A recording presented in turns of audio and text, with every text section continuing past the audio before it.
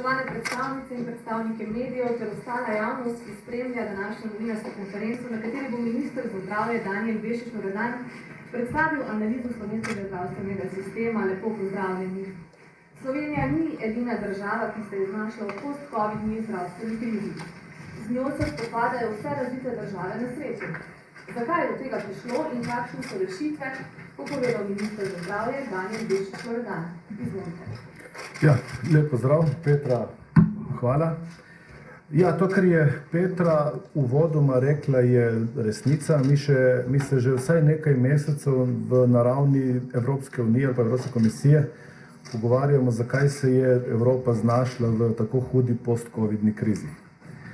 Ta kriza zajema pravzaprav kadrovsko krizo, noben si ne zna razložiti, kje kadri so in zakaj so iz zdravstva ven ušli.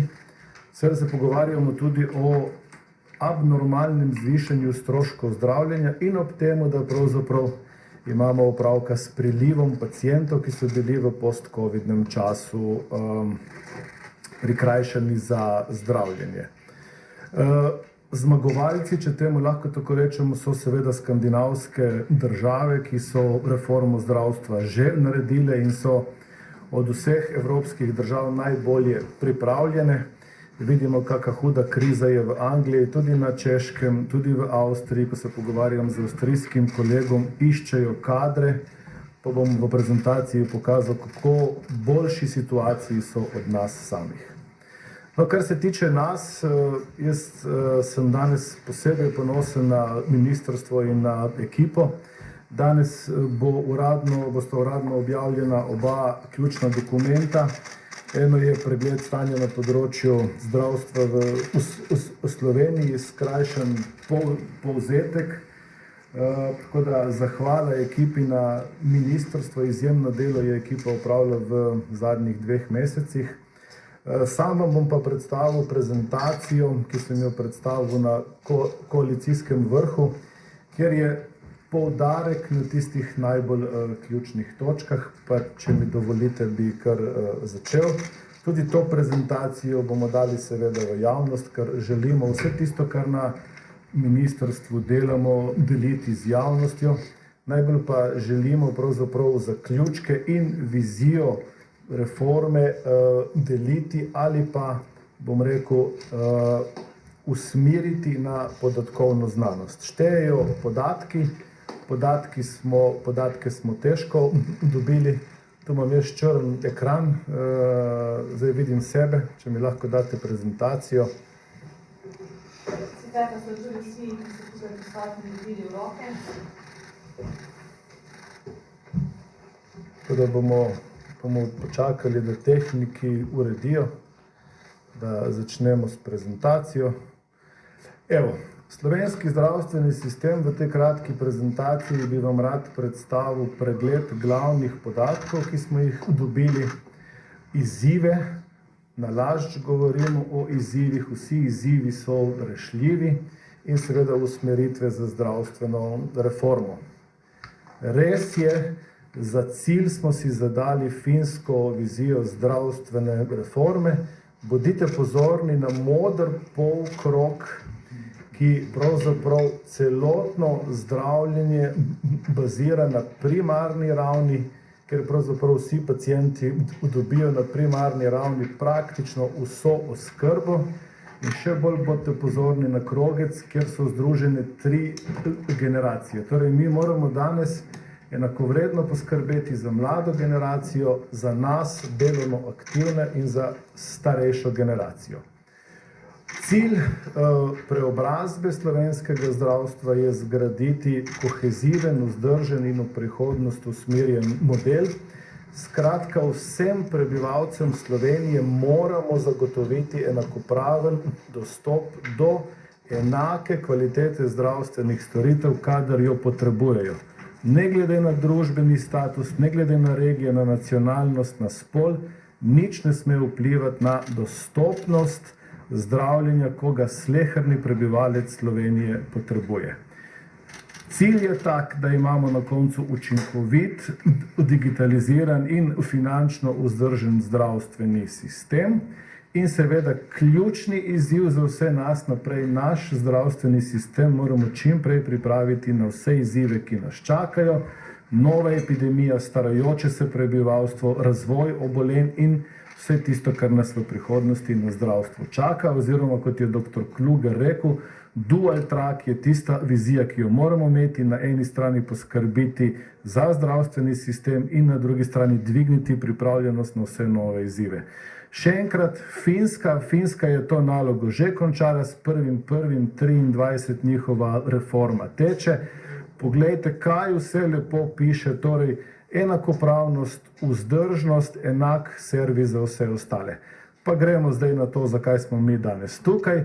Slovenski zdravstveni sistem je danes sestavljen tako, kot je tukaj prikazano.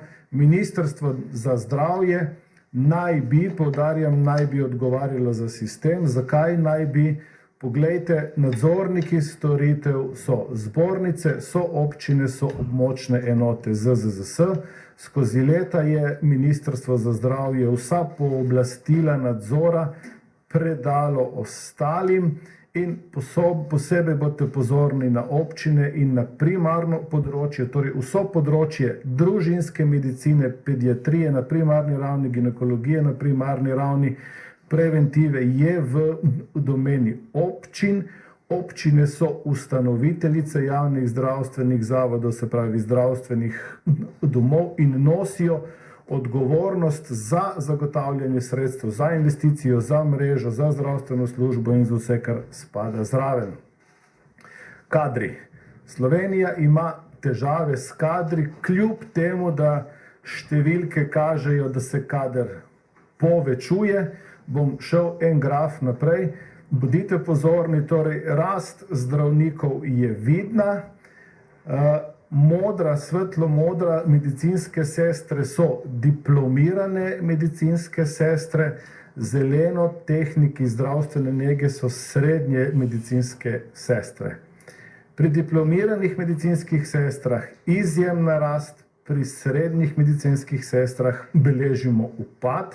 Nam se je novembra leta 2021 na krivulji rasti srednjih in diplomiranih medicinskih sestr zgodil križ. Srednje medicinske sestre so iz sistema odšle, diplomirane so prišle. Še en podatek, pri srednjih in diplomiranih oziroma pri vseh zaposlenih v zdravstveni negi je podatek, da imamo 30.000 ljudi v sistemu, samo 20.000 jih dela v javnih zdravstvenih zavodih, kam je odšlo 10.000, ne vemo. Tudi ne vemo, kako je iz sistema odšlo 5.000 srednjih medicinskih sester in kje danes so. In to danes pacienti čutijo in zato so danes tudi postelje prazne, ker ni kadra zdravstvene nege.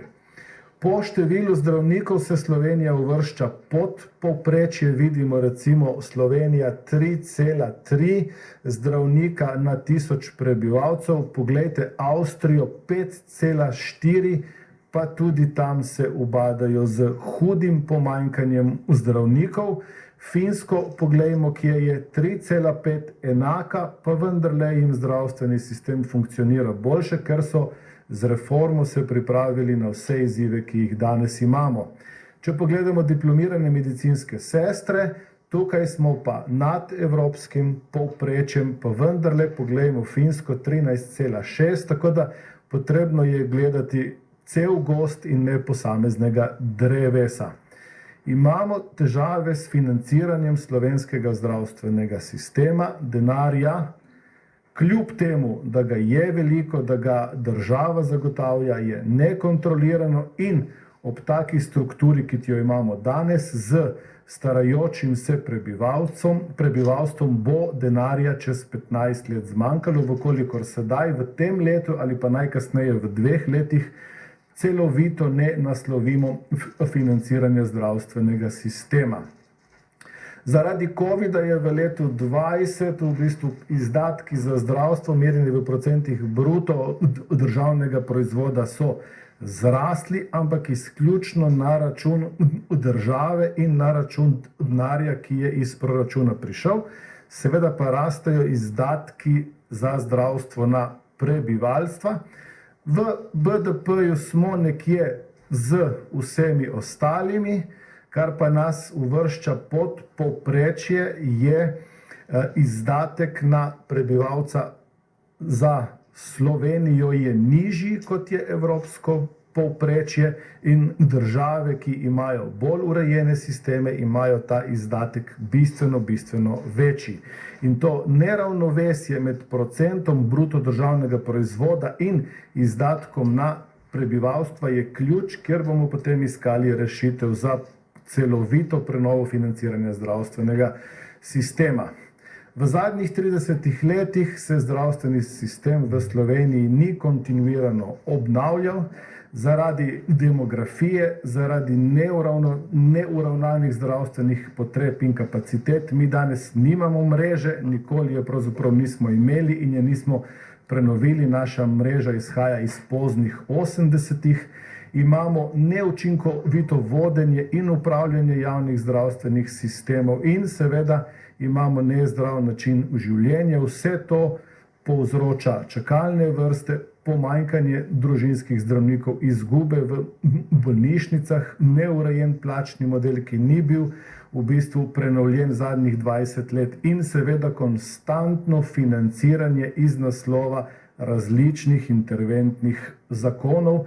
Že leta 2017 vemo, da smo dali več kot 117 milijonov v zdravstveni sistem oziroma v bolnišnice.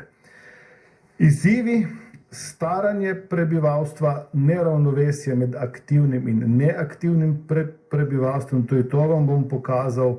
Se pravi, od 2015 do 2020 financiranje zdravstvenega varstva raste po letni stopni 6%, izdatki po letni stopni 5,6%, družbeni proizvod temu ne sledi, pa bruto plača tudi temu ne sledi, in če to prenesemo, kaj bo čez 15 let, vidimo, da smo v hudi krizi, kar se financiranja zdravstvenega varstva v Sloveniji tiče. Če gremo naprej, ključen podatek, torej leta 2040, poglejte delež aktivnega prebivalstva med 15 in 64, strm padec, strma rast prebivalstva 65 plus in tudi žal padec skupine od 0 do 14. To zadevo moramo nasloviti danes, to so Finci naslovili pred 5 leti, imajo rešitev in mi moramo to zadevo, tako kot so Finci in tudi Švedi, nasloviti čim prej. Če pogledam naprej, starajoče se prebivalstvo pomeni, da bomo potrebovali bistveno več družinskih zdravnikov, kot jih imamo danes. Naš sistem glavarinskih količnikov ne pomeni, koliko ljudi ima osebnega izbranega zdravnika, ampak je izračunan tako, da vsak osebni zdravnik več kot ima v svojih opredeljenih pacientih stare populacije, prej se mu dvigne glavarinski količnik, manj ljudi lahko zdravi in tudi s tem se moramo soočiti. Če gledamo podatke, to je tisto, kar je že 20 let misterij, se pravi število neopredeljenih pacientov. 100.000 plus minus zadnjih 20 let, nihče tega ni naslovil. Danes imamo povprečni glavarinski količnik 2343. Res je, imamo nekaj zdravnikov, ki ne dosegajo 1895, ampak moramo se vprašati, kam želimo priti. In mi želimo priti, da medicino vrnemo na primarno raven, da družinski zdravniki pričnejo opravljati svoje delo. Najprej pa moramo nasloviti neopredeljene, se pravi paciente brez osebnega zdravnika, dati jim možnost, in če te možnosti ne izrabijo, niso več neopredeljeni.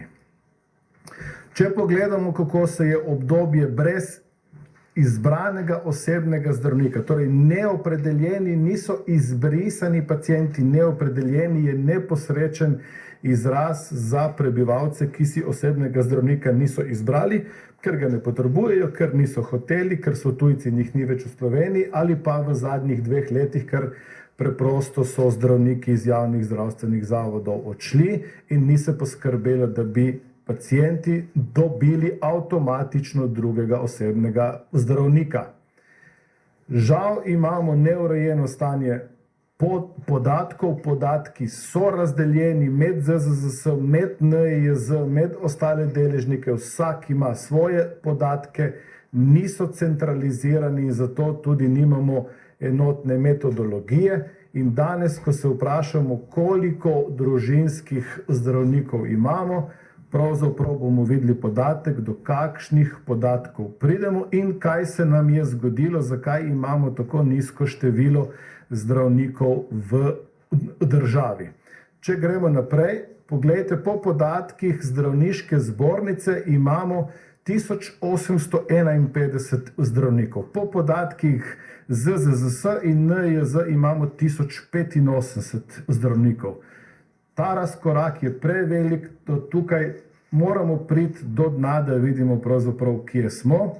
In poglejte, ta graf, če smo imeli leta 2015-2016 čez 330 diplomantov, smo jih imeli 2022 samo 237. Se pravi, 100 diplomantov manj na leto imamo, specializacije razpisujemo povsem nekontrolirano, vedno presegajo števila diplomantov in od 2011 do 2022 nismo nikoli naredili potreb, kaj pravzaprav potrebujemo, zato ker nismo nikoli naredili mreže.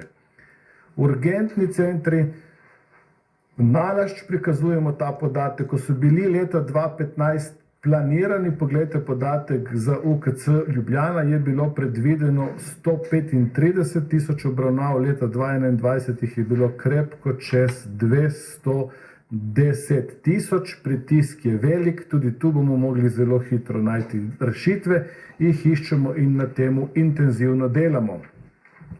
Sedaj pa poglejmo finance, denar, tok denarja. Država je dala v 5-6 letih pravzaprav 29% več denarja, skladi socialne varnosti, to je naš prispevek, se je zvečal samo za 5%, gospodinjstva so dala 6% več na letni ravni denarja v zdravstvo.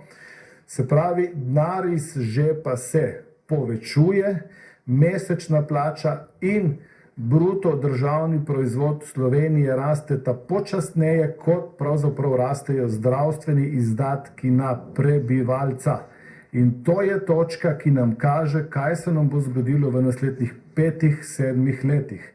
Če gremo naprej, absentizem, to, kar se nam je zgodilo v 2 letih, je nekaj, kar moramo takoj nasloviti.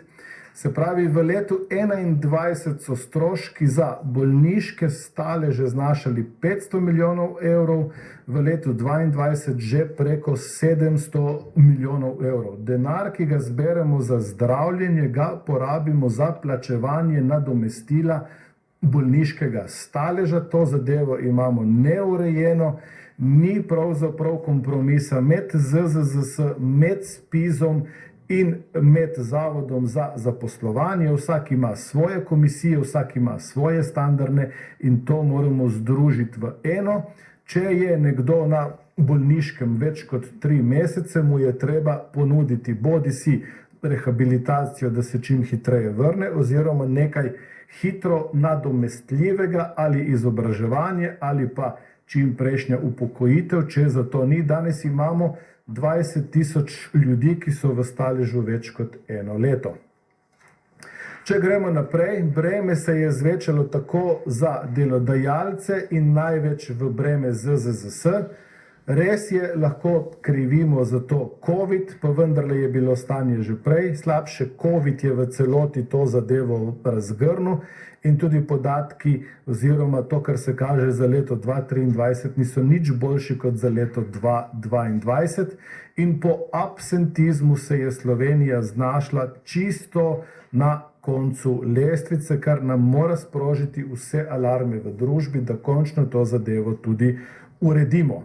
Če gremo naprej, in ta 2 grafa sta zdaj zelo zanimiva, ali imamo nadzor nad tokom denarja v slovenskem zdravstvenem sistemu, žal ga nimamo. Torej, poslovni izidi javnih zdravstvenih zavodov so kristalno jasni, bolnišnice so vedno v minusu, če država ne poseže v bolnišnice z denarjem iz proračuna, vsi ostali deležniki, lekarne, psihiatrične bolnišnice, zdravstveni domovi so pa v plusu. In če gledamo kumulativo, se pravi poslovni izid, kumulativni od 17 do 21, bolnišnice skoraj 100 milijonov evrov minusa, leto 2022 bo še bistveno slabše, verjetno bomo leta 2022, tako kažejo podatki, imeli najslabše kumulativno izgubo od osamosvojitve dalje, lekarne na drugi strani 80 milijonov evrov plusa, psihiatrične bolnišnice skoraj 10 milijonov evrov in zdravstveni domovi 100. Torej, pod črto leto 2022 bo pokazalo, da od 2017 do 2022 so bolnišnice v kumulativi skoraj 180 milijonov evrov v izgubah, vsi ostali deležniki v sistemu pa kažejo 200 milijonski plus presežek. Kje ta denar je, kako ta denar teče, pravzaprav v sistemu nihče ne ve, mi bomo temu prišli do dna. Neurejenost zdravstvenega sistema se seveda kaže z izzivi.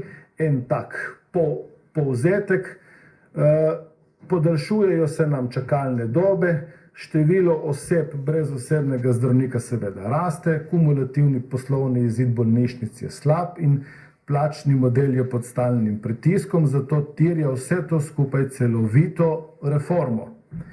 Kako se bomo reforme lotili? Nasloviti moramo staranje prebivalstva, nasloviti moramo kadre v zdravstvenem sistemu, nasloviti moramo financiranje, nasloviti moramo upravljanje in najti ravnovesje in seveda nasloviti moramo to, da je sistem digitaliziran, načrtovan in transparenten. Če bo sistem transparenten, javen, se bo veliko korupcijskih tveganj in interesnih skupin iz sistema umaknilo samo po sebi, ker bo vse javno in transparentno. Program preobrazbe, to pa so usmeritve, to so te koalicijske zaveze, na katerih smo zelo konstruktivno in odprto razpravljali v sredo. Prvi predpogoj je, da sistem digitaliziramo, uporabili bomo estonski model. Časovnica je jasna, zakonodaja bo pripravljena v 3 mesecih, nov zakon o e-zdravju, nov zakon o digitalizaciji slovenskega zdravstvenega sistema.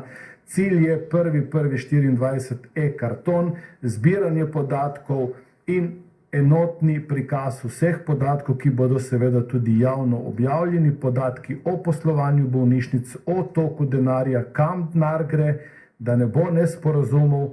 Vsak sleherni prebivalec Slovenije je lastnik njegovih lastnih podatkov in samo on te podatke na posebnem portalu lahko tudi gleda.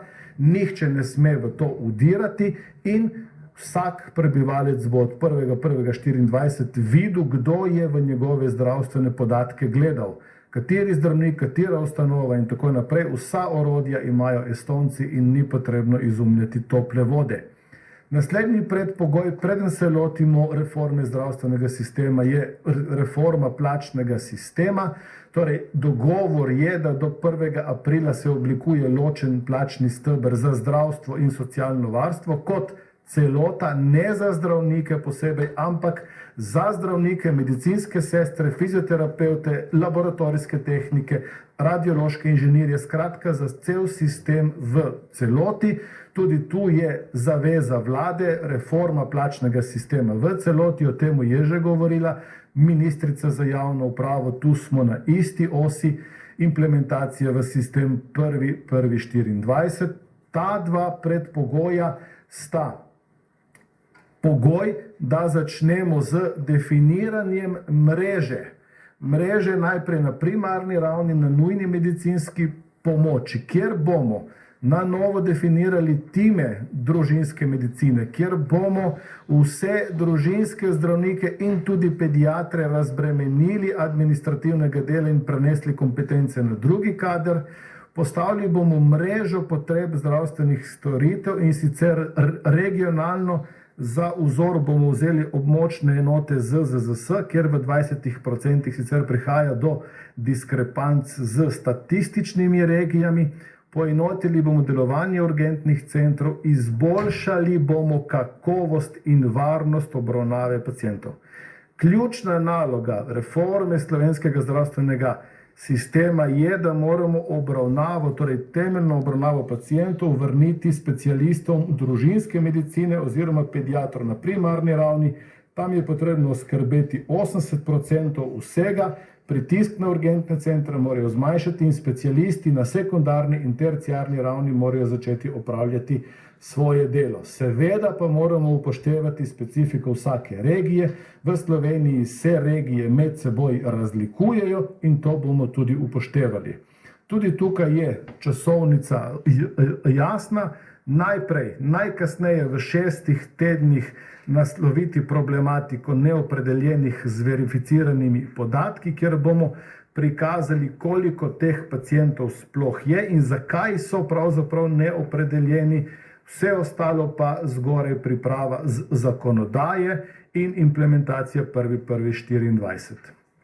Tretji predpogoj, da vse to lahko naredimo, je strukturna prenova Zavoda za zdravstveno zavarovanje Slovenije.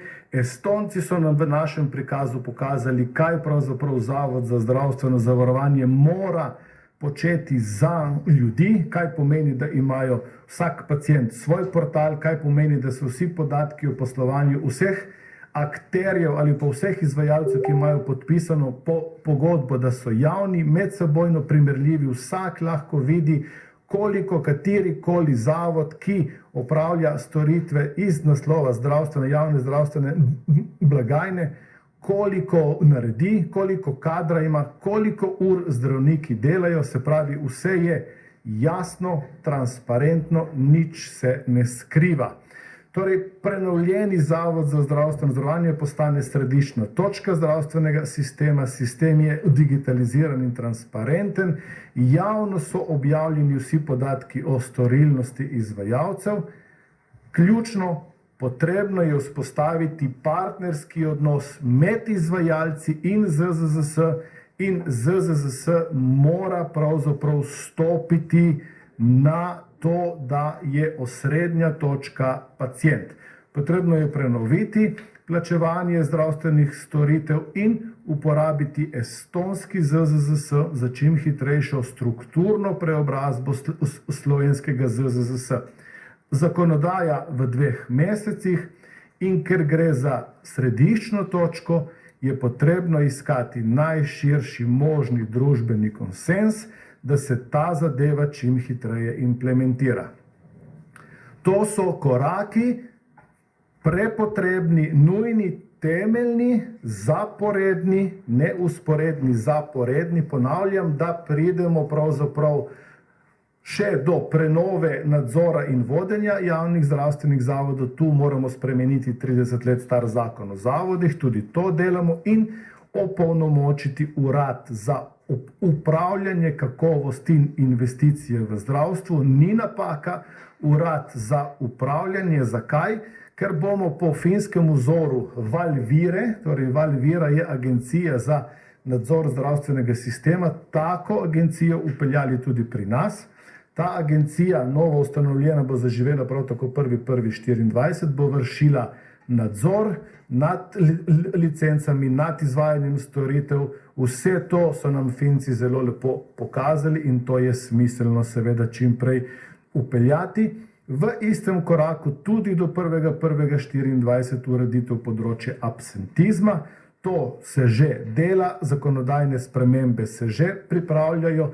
V sistem bomo vključili specialiste medicine dela, prometa in športa, razbremenili bomo družinske zdravnike in porazdelili naloge in obveznosti med ZZZS, SPIZ-om in Zavodom za zaposlovanje. Vzpostavili bomo tudi enotni izvedenski organ. Časovnice 1.1.24 so tukaj jasne, zelo veliko je dela, gre za sistem, ne za same točkice, ampak za sistem. Ko to naredimo, pridemo do tistega, kar vse ljudi najbolj zanima. Koncesionarstvo je danes del javne zdravstvene mreže, vemo, zakaj je nastalo in vemo, kaj se dogaja s koncesijami. Na primarni ravni imamo zelo veliko dobrih, uspešnih koncesionarjev, ki so del javne mreže in svoje delo opravljeno korektno. Na sekundarni ravni imamo nekaj malverzacij, ki so se zgodile v zadnjih 3 do 5 letih, s predajo koncesij, s prenosom in tako naprej. Najprej torej regionalna postavitev mreže potreb zdravstvenih storitev. Glede na to bomo do konec tega leta sprejeli odločitve o spremembah sistema koncesij oziroma iskali ravnovesje pri izvajanju javnih zdravstvenih storitev med javnimi zdravstvenimi zavodi ter zasebnimi izvajalci. Tukaj vidite ta implementacija, to leto zakonodajna sprememba, iskanje družbenega konsenza, implementacija 1. januar 2025. Kadri v zdravstvu. Najkasneje do konca tega leta bomo določili standarde in normative za vse ključne poklice v zdravstvu. Ne bomo prepovedovali ali omejevali dela, bomo ga pa nadzirali s pomočjo digitalizacije, kdo, kje, na kakšen način lahko dela. In določili bomo maksimalno mesečno urno obremenitev. Še enkrat, celo leto bo tukaj tekla razprava. Predpogoj, da sploh vemo, koliko kadra nam manjka in kje ga bomo dobili, je prvih 5 korakov in implementacija neke nove zaveze, nekih novih pravil 1.1.25. In gremo na konec. Moramo celovito prenoviti financiranje zdravstvenega sistema. Mi se ukvarjamo oziroma moramo nasloviti potrebe staranja prebivalstva. Moramo videti, ali je 5 milijard evrov, ki so zdaj v celotnem zdravstvenem sistemu, kaj bo to pomenilo čez 5, 10, 15 let. Raziskave oziroma projekcije kažejo, da bo denarja že čez 5-7 let zmanjkalo ob takem starajočem se prebivalstvu. Nove vire je potrebno iskati. Kakorkoli že, v tem letu moramo z najširšim družbenim konsenzom najti in določiti univerzalno zdravstveno storitev iz naslova obveznega zdravstvenega zavarovanja. Na osnovi tega potem strukturno prenoviti in nadgraditi dopolnilno zdravstveno zavarovanje in najkasneje oziroma s 1.1.2025 ukiniti obstoječo obliko dopolnilnega zdravstvenega zavarovanja. In še ena naloga nas čaka. Mi moramo kot država določiti, koliko denarja iz proračuna, za katere postavke bo potrebno vsako leto zagotoviti za stabilno financiranje zdravstvenega sistema. Pod črto želimo uporabiti estonska digitalna orodja in estonski model upravljanja in delovanja Zavoda za zdravstveno zavarovanje. Cilj je racionalizacija in upravljanje zdravstvenega sistema po vzoru finskih zdravstvenih regij. Moramo pa upoštevati pri tem slovenske nacionalne interese, slovensko nacionalno strukturo in še enkrat in za konec naš slovenski zdravstveni sistem je strokovno izjemno dober. To nam priznava celotna Evropa, naši specialisti in naš kader je v Evropi izjemno cenjen. Imamo pa težavo v organizaciji, v sistemski korupciji in v upravljanju slovenskega zdravstvenega sistema in to je potrebno z sistemsko reformo urediti. Stanje ni kritično, ni kaotično, imamo zelo velike izzive. Danes sem pokazal, kje so najbolj resni izzivi.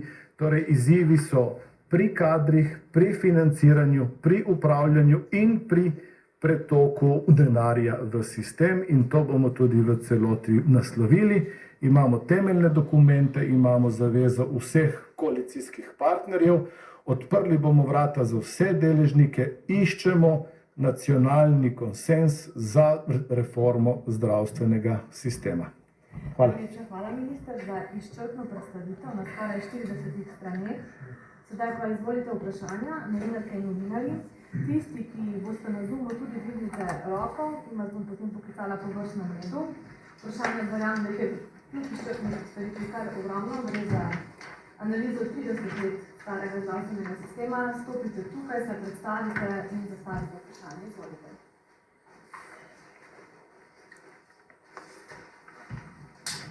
Pozdravljeni, Domen Anderle, STA. Mene najprej zanima, omenili ste, da boste družinske zdravnike razbremenili te številne administracije, da boste del nalog prenesli na medicinske sestre, pa na specialiste medicine, dela, družine in športa. Pa me zanima, če vam bo to uspelo, boste potem razmišljate, da bi potem dvignili glavarinske količnike? Ja, hvala za to vprašanje. Še enkrat. Danes je povprečje v Sloveniji skoraj 2300, nekje presega, nekje je malo manj. To pomeni v praksi, da specialisti družinske medicine ne zdravijo ljudi, ampak imajo v ambulanti dnevno od 60 do 100 obravnav. Mi moramo se vprašati, kako sistem prilagoditi, da pridemo do tega, da s temi 1895 razbremenimo, delajo, kako v sistem pripeljati nove zdravnike. Je pa res, da ko bo projekcija jasna, ko bomo vse te neopredeljene tudi raziskali, koliko jih je, moramo skupaj iskati pot.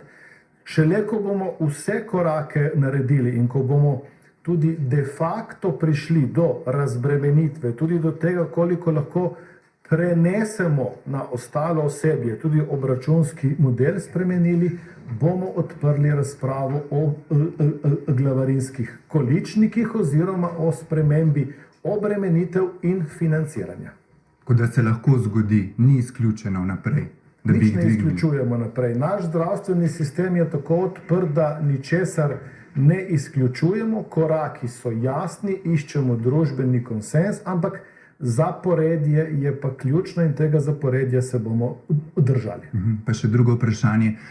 Ne vem, če lahko poveste, se je ta strateški svet za zdravstvo, ki je prej deloval pri nas, že ukinil in ustanovil pri predsedniku vlade, in če lahko pojasnite, končni dokument, neko poročilo naj bi ta strateški svet pri vas se pravi sestavil, kaj je v tem poročilu, koliko od tega bo upoštevano pri pripravi zdravstvene reforme? Ja, res je, imate pravo informacijo, torej takoj, ko bo pravno formalno strateški svet pri predsedniku vlade oziroma v kabinetu predsednika vlade imenovan, takrat bomo tudi strateški svet na Ministrstvu za zdravje seveda razpustili, dveh ne potrebujemo, zelo veliko teh članov je tudi v novem strateškem svetu in na našem zadnjem sestanku s strateškim svetom, ki je bil formiran na Ministrstvu za zdravje, je bilo rečeno in ta strateški svet bo dokument predal. Ko bo predal, bo tudi javen in se bomo o njem pogovarjali. Gre pa za usmeritve v alinejah, kako moramo prenoviti slovenski zdravstveni sistem. Naslednje vprašanje tukaj v Ministrskem središču, izvolite. Hvala, dober dan, Klemen Košak na ena. Res je, tako kot ste rekli, veliko vprašanje, ampak se bomo zadržal, bom dva postavil najprej. A bi vi ponovili premierjevo izjavo, da ta analiza kaže, da je stanje zdravstva v Sloveniji slabše, kot je kadarkoli bilo, in njegovo kritiko ZZZS-ja, pa mogoče v tem kontekstu še, ali je pričakovati reformo ZZZS-ja po estonskem modelu tudi v smislu, da bi se zamenjala skupščina, ukinila skupščino, uvedel svet, zamenjala direktorica? Zdaj, po teh podatkih seveda ponovim tisto, kar je predsednik vlade rekel. Mi nadzora nad stotinami milijonov v slovenskem zdravstvenem sistemu nimamo. Kljub temu, da je denarja bistveno več, kot ga je bilo pred 3 leti, imamo danes nedostopen zdravstveni sistem in to kaže ne na kritičnost, ampak na strukturno zahteven izziv, ki ga moramo takoj nasloviti. In ja, v bistvu slovenski ZZZS bomo prenovili po estonskem modelu, ampak tu sta dve ključni točki. Eno je digitalizacija in drugo je digitalizacija ZZZS. Če plastično povem, torej vsak pacient bo imel svoj portal, kjer bo videl svoje zdravstvene podatke in bo z njimi lahko tudi upravljal, osebni podatki, na drugi strani pa denar, ki ga zberemo, ki ga zbere slovenski ZZZS, mora biti popolnoma transparentno viden, kam ga porabimo, vse pogodbe z vsemi izvajalci morajo biti javne, ves tok denarja mora biti javen in tudi vse, kar izvajalci naredijo, mora biti javno. Zanimivo, estonski ZZZS uporablja Microsoft Strategy, to je analitski sistem, istega ima tudi naš ZZZS. Vhodni podatki niso enaki in če vhodni podatki niso pravi, določeni tudi izhodni podatki niso pravi. Predvsem pa slovenski ZAS, zavarovalniški analitski sistem, ni odprt, je nedostopen in samo ZZZS ima vpogled v ta sistem in to je edini celovit pregled slovenskega zdravstvenega sistema. In ko gleda človek te podatke, vam lahko povem, da gre za izjemno natančne podatke o celotnem zdravstvenem sistemu, od primarnega, sekundarnega do terciarnega nivoja, do preventive in do vseh ostalih dejavnosti. Bi najprej sam ponovil zadnji del prvega vprašanja, a se obeta tudi sprememba upravljanja ZZZS? Najprej moramo model sprejeti, iskati konsens in potem, ko bomo dali rešitev, bomo iskali seveda pot. Ključ je, da filozofijo estonskega ZZZS, strukturo delovanja prenesemo v slovenski ZZZS. Moramo videti, kje so ovire, zakaj je pri nas tako in kaj moramo spremeniti. In odgovor bo jasen. Pa še drugo vprašanje bi pa prosil za mogoče malo bolj natančno predstavitev, kaj pomeni zgledovanje po Finski. Tam imajo malo drugačen sistem, zelo, kljub temu, da so zdaj malo bolj centralizirali, še vedno veliko bolj regionaliziran kot naš. Pa tudi mogoče ključno, oni imajo očitno probleme prav tam, kot mi, na čakalnih dobah. Tako, imate prav podatek, torej mi še enkrat. Slovenija je celovita država z specifiko našega naroda. Mi bomo uporabili estonski model digitalizacije in ZZZS-ja, ker so nam pokazali, ker je nam najbližji, najhitreje ga lahko integriramo in vse dobre prakse vpeljemo k nam. In to je najbolj digitalizirana zdravstvena blagajna v celi Evropi. Je ni bolj digitalizirane. Res je, kar ste rekel, Finci imajo popolnoma drugačen sistem financiranja. Pred 5 leti so ugotovili, da je sistem razkropljen po občinah, sedaj so ustanovili tako imenovanih oziroma 22 well-being counties, to so zdravstveno-socialne regije.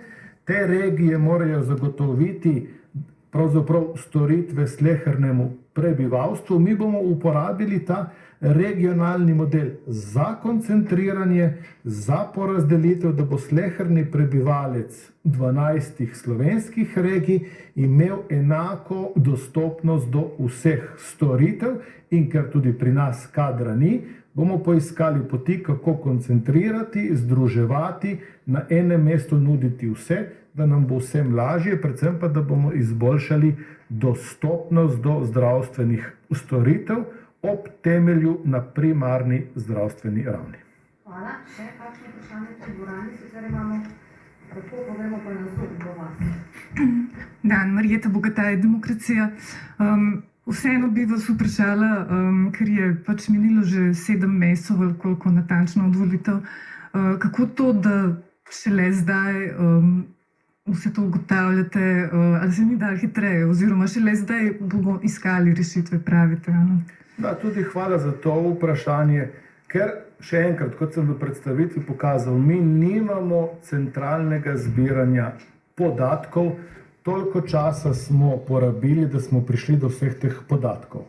Podatki ZZZS, NIJZ, od izvajalcev, vse podatke smo morali posebej prositi, iskati in tako naprej, in to terja mesece. Vedno, ko Ministrstvo za zdravje želi dobiti podatke, načrtovati, analizirati, je odgovor isti.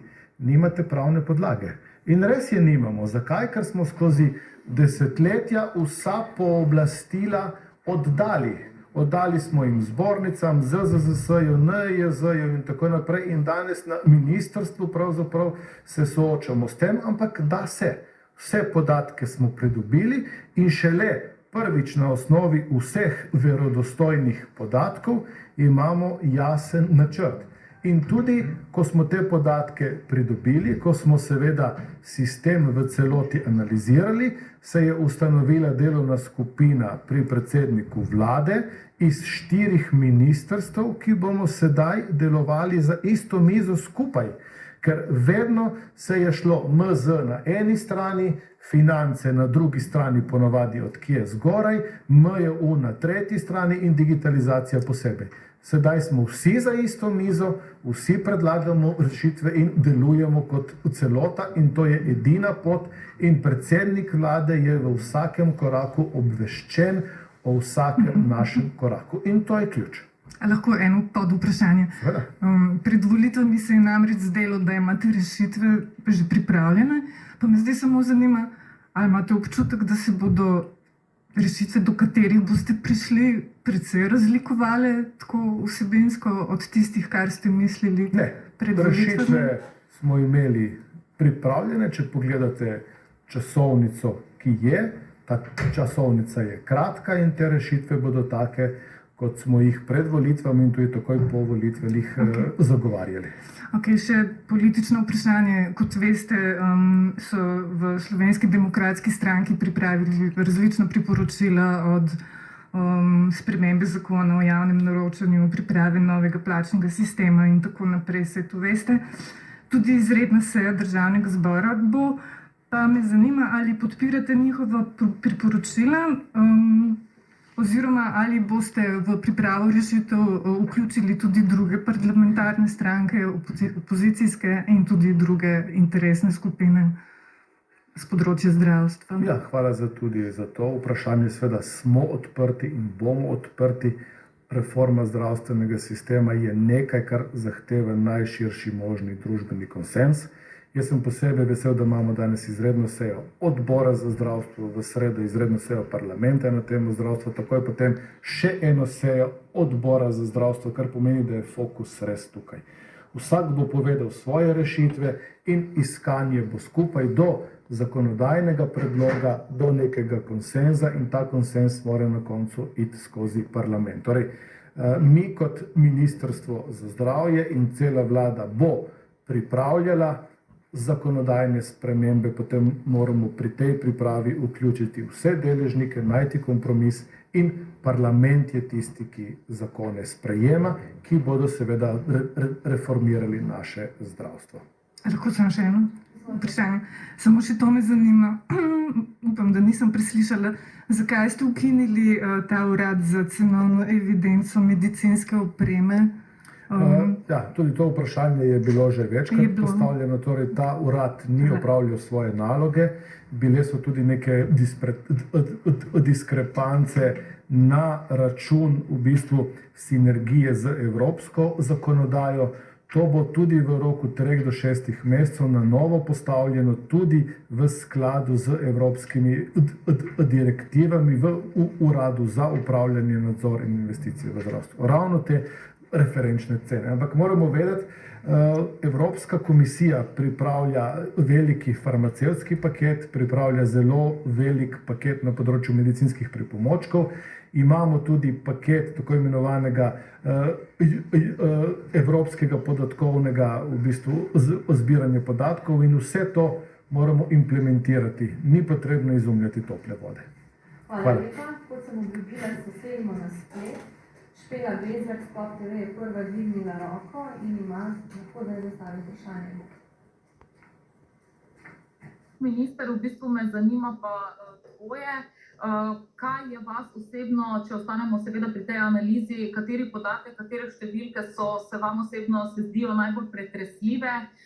Plus tega me zanima, če se strinjate z gospodom premierjem, ki pravi, da je največji problem ZZZS, če ste torej tudi v tem delu z njim in še zanima me, nekako ste zaključili uvodni del, da stanje ni tako kaotično, ni tako kritično, po drugi strani smo pa od premierja in pa tudi obeh koalicijskih partnerjev slišali, da je tako slabo kot še nikoli. Tako da me samo zanima, kakšno je potem zadnje sporočilo vlade in pa seveda vas kot resornega ministra. Hvala. Ja, hvala za vprašanje. Torej, zame je najbolj kritičen podatek o zelo nizkem številu diplomantov medicine v primerjavi z 2017-2018 in podatek, da smo absolutno pod povprečjem zdravnikov v Evropski uniji. To pomeni, da se bomo morali močno potruditi, da bomo imeli zdravnikov v Sloveniji dovolj, da bodo vse potrebe naslovljene. Kar se tiče predsednika vlade, še enkrat, midva s predsednikom vlade sva enotna dvojina. Podatki, za katerimi stoji on, stojim jaz, Zavod za zdravstveno zavarovanje Slovenije v primerjavi z estonskim modelom, kjer je v središču pacient, ki je transparenten, jasen in javen, svoje naloge ne opravlja. Zavod upravlja z 4,5 milijarde denarja, ne vemo, kam točno gre, sistem je zaprt in ja, z vidika finančnika, gospodarstvenika, nekoga je to ključni problem. Moje sporočilo javnosti je, imamo velike izzive. Stanje je po covidu dejstvo takšno, kot ga Slovenija še nikdar ni imela. S takim stanjem v zdravstvu se sooča praktično cel svet. Tudi Kanada, tudi Nova Zelandija, tudi Amerika, ne nazadnje tudi Finska in Švedska, kjer so te korake že naredili. Pa vendarle, strokovno je slovenski zdravstveni sistem dober. Pacienti imajo dostop do vseh storitev, ko naj bi jih potrebovali. Organizacijsko, na primarni ravni, kar se tiče financiranja, imamo pa zelo velike izzive in vsi trije koalicijski partnerji so bili seveda presenečeni, ker prvič govorimo o podatkih. Vse podatke smo zbrali, smo jih dali na kup, podatki so jasni. In ja, so alarmantni, če pomislimo, da danes nič ne spremenimo, kaj nas čaka čez 3, 5, 7, 15 let. Z tega vidika so in zato je zdravstvo prva prioriteta te vlade. Smo naredili korake, imamo jasno časovnico, jasno zaporedje sprememb in od tega ne bomo odstopali. Imate še morda pod vprašanje, Špela? Izvolite, potem pa bo dobila besedo Brigitta Perlič-Vajner-Zdela.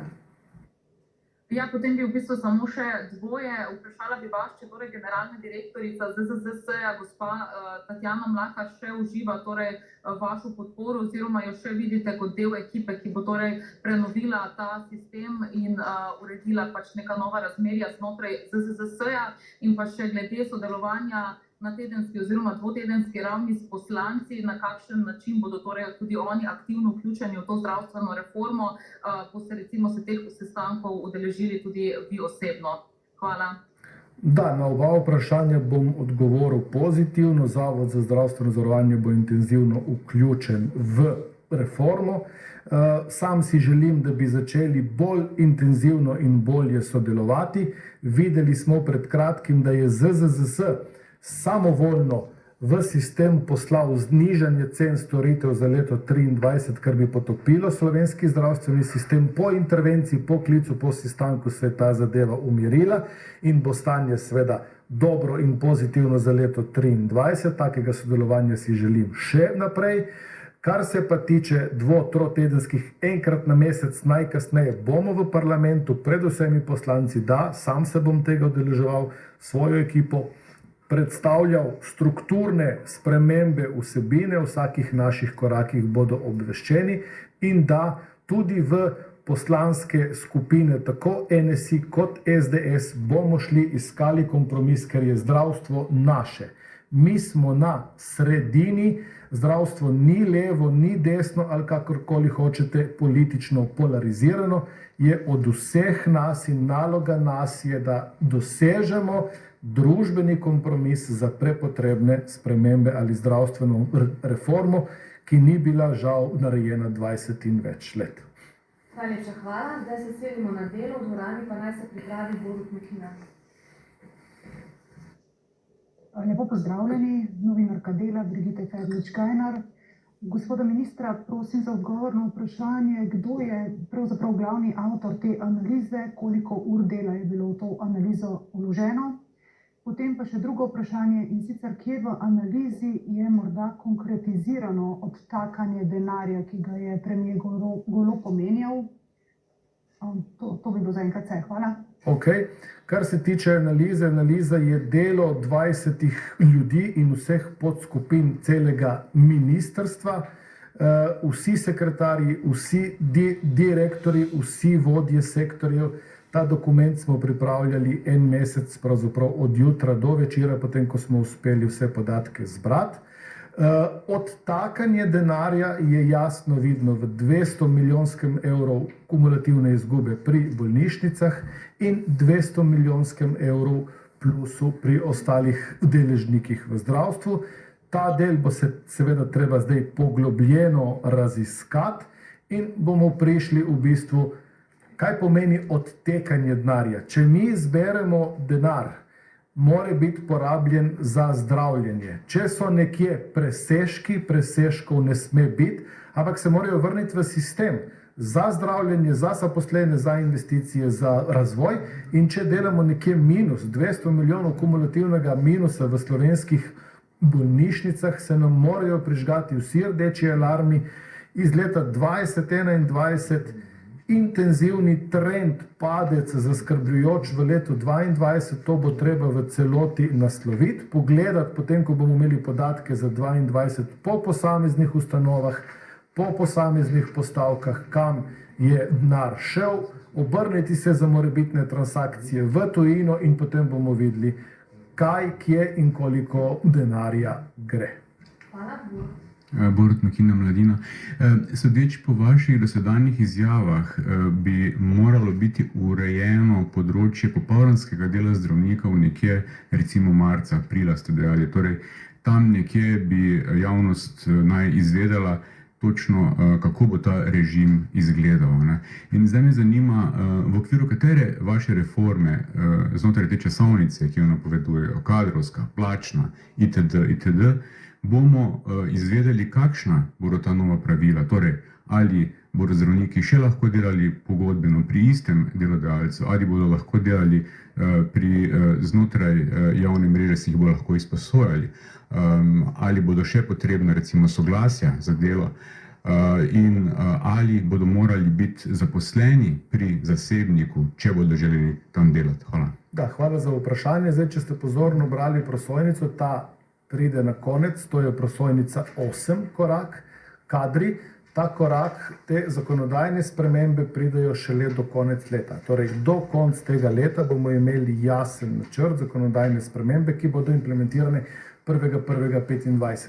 Najprej mreža, najprej digitalizacija, najprej podatki, kdo, kje, koliko dela. Že danes te podatke imamo, ZZZS prvič zbira podatke od oktobra, novembra dalje po obremenjenosti, kje kak zdravnik dela, po številki zdravnika. Danes vidimo, da precej teh podatkov imajo že zavodi v njihovih bolnišničnih informacijskih sistemih, ima jih tudi ZZZS skozi ta njihov ZAS. Do tega moramo priti in ko bomo imeli vse podatke, bomo jasno odgovorili na to.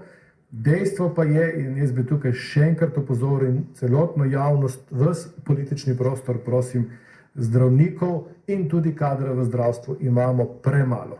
Tu bo treba najti kompromis in 85% zdravnikov in vsega kadra v Sloveniji dela pošteno, korektno. Uporabljati izraz dvoživke, dvoživke živijo v Postajnski jami, zdravnik je človek, ki opravlja svoje delo korektno in zdravi ljudi.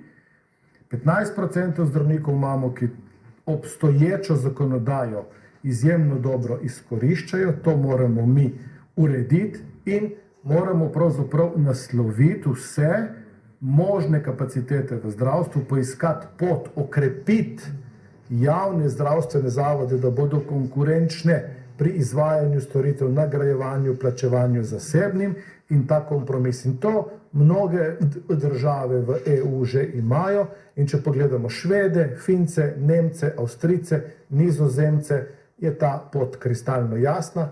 To moramo implementirati na slovenski nivo.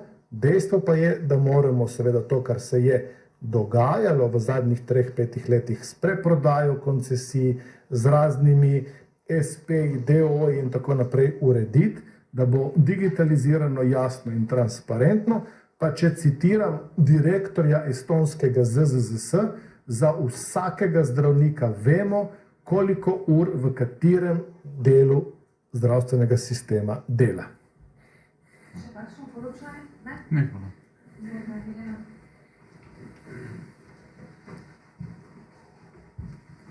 Irena Ulčar, Televizija Slovenija.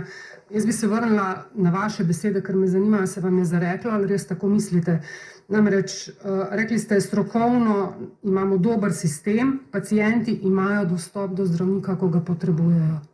Nimajo ga, ne? Ne, se pravi, pacienti imajo dostop, nekoga potrebujejo, ko ga rabijo, pridejo. Ne? Je pa res, da na dostopnosti, splošni dostopnosti, posebej na primarni ravni, pa na čakalnih dobah, smo slabi. In to je organizacijsko.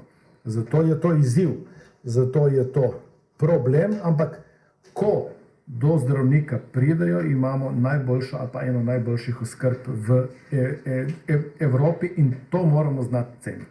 In to dvoje moramo upariti, to je naloga te vlade in to je zdravstvena reforma. Zdaj, kadrovske zadeve se bodo, ste rekli, reševale v 2 letih, ne? Implementacija s 1.1.2025, to je 2 leti. Kaj pa do takrat? Zdaj imamo v bistvu te ambulante za neopredeljene, tako kot se je ta naziv prijel. Ne vemo pravzaprav, ali bodo vsi pacienti lahko v tem času prišli do zdravnika. To je tudi ukrep, ki 3 mesece ne bi za začetek veljal.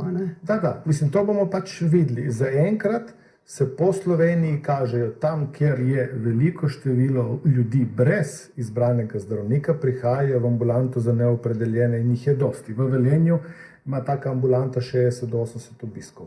To je edini ukrep, ki ga zdaj imamo. Mi bomo ta ukrep še iz tedna v teden, iz meseca v mesec pravzaprav nadgrajevali, videli in vsak teden sproti bomo videli, kaj se v sistemu dogaja. Še enkrat, ta številka 130.000 neopredeljenih bo v celoti razdrobljena, analizirana in osebno si želim, da s 1. aprilom najkasneje nimamo več tega pojma neopredeljeni, ampak imamo pojem, kdo ne želi imeti osebnega zdravnika, koliko je tujcev, ki jih več ni in koliko je pravzaprav tistih, ki do osebnega zdravnika ne morejo priti iz različnih razlogov, zelo tudi regionalno različno. In navodila potem, kako to urediti, bomo dali. Zdravnikov ste rekli, je premalo. Ali boste torej v to reševanje slovenskega zdravstva na kakršenkoli način vključili zasebne zdravnike brez koncesij? To je že v koncesijski pogodbi in v našem interventnem zakonu. Mi bomo do 31. marca naredili analizo in tako kot sedaj podatki kažejo, od 1.4. bomo sistem za tam, kjer je najbolj nedostopen, kjer so čakalne dobe najdaljše in se najkrajše, vključili v to reševanje. Vse druge poti nimamo. Ampak to so tisti, ki danes nimajo pogodbe z izven mreže javno zdravstvenih storitev. Imate za to podporo koalicijskih partneric, zlasti Levice? Da. Mogoče samo še to. Rekli ste, da ste prenesli skozi ta leta, oziroma da je Ministrstvo za zdravje preneslo skozi vsa ta leta velik del pristojnosti na pač neke druge institucije. Pa me zanima,